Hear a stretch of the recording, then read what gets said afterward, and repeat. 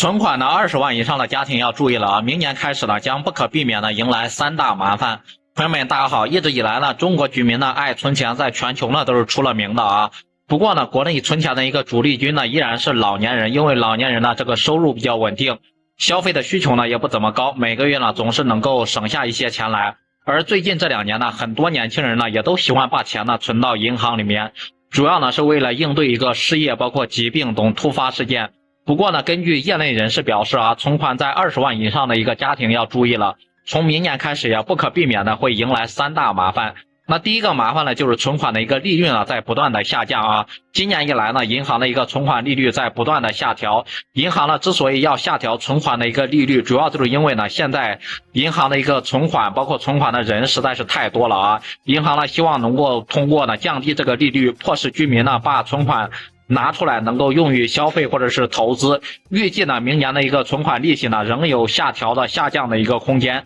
这对于拥有大量存款的一个储户来说肯定是一个比较头疼的一个事情，因为整个存款的利率在不断的下降，那个利息收入呢也在明显的一个减少。第二个这个麻烦就是通货膨胀呢一直在持续啊。如果说呢让存款保值增值一直都是拥有大量存款家庭呢头等的一个事情啊，由于我国的一个经济增长方式主要就是靠这个宽松的一个货币政策来拉动经济的一个增长，这呢也为每年的一个物价不断的上涨埋下了一个隐患。而通货膨胀的一个到来呢，会使较多的人呢资产不断的一个缩水。过去银行的存款利率相对来说比较高，还可以靠存款的一个利息来抵御掉一部分的一个通胀，而现在存款的利率呢又持续的一个下降，而且拥有大量存款的人将如何应对这个通胀，使自己的资产呢保值增值也是一个问题啊。第三个麻烦就是资金呢没有好的一个投资方向，对于手里面有大量存款的一个家庭来说，现在正面临的一个资金呢就是没有好的